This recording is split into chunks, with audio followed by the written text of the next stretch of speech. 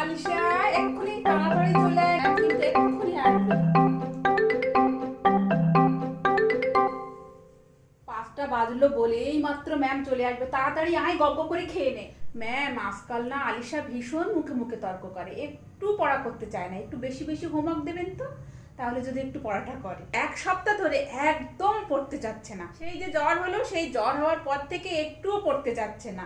সামনে পরীক্ষা, বলুন তো এখন যদি ও ঠিকঠাক না পড়ে তাহলে কি করে ভালো পরীক্ষা দেবে? ও যদি ঠিকঠাক পড়া না করে, ওকে আপনি শাস্তি দিন, মারুন, যা খুশি করুন, আমাদের বাড়ির থেকে কেউ কিচ্ছু বলবে না।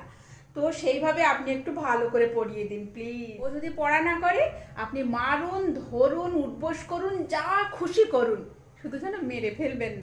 না মারলে কিন্তু একদম শোধরাবে না। এ না মারলে শোধরাবে না, কিন্তু এ না মারলে শোধরাবে না, এ না মারলে শোধরাবে না। এ মাম, তুই কালকে কি একটা জিজ্ঞাসা করছিলি? এখন ম্যামকে জিজ্ঞাসা করে নে। ও করেছিস?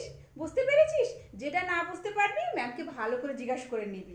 একবার না হলে 10বার জিজ্ঞাসা করবি, কিন্তু ভালো করে শিখে নিবি।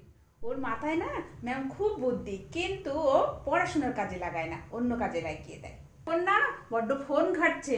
তো একটু বেশি করে হোমওয়ার্ক দেবেন তো, তাহলে যদি একটু ফোন ঘাটা। মা 7টা বাজে, ম্যামকে তো চা দিতে হবে। স্যার এই নিন আপনার চা। আর আজকে না একটু তালের বড়া ভাজি, একটু যাওয়ার সময় খেয়ে যাবেন, যাওয়ার আগে একটু খেয়ে যাবেন। ম্যাম এই নিন ম্যাম, এ মাসের আপনার পেমেন্টটা। আর একটু ভালো করে পড়াবেন ম্যাম, একটু নিজের মেয়ের মতো করে পড়াবেন।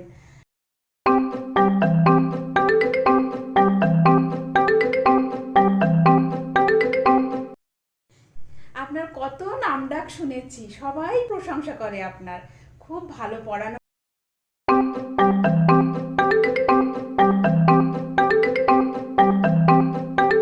ম্যাম, ম্যাম একটুখানি টিভি চালিয়েছি, আস্তে করে একটু টিভি চালিয়েছি, আওয়াজ আসছে না তো, একটু সিরিয়াল দেখবো তাই।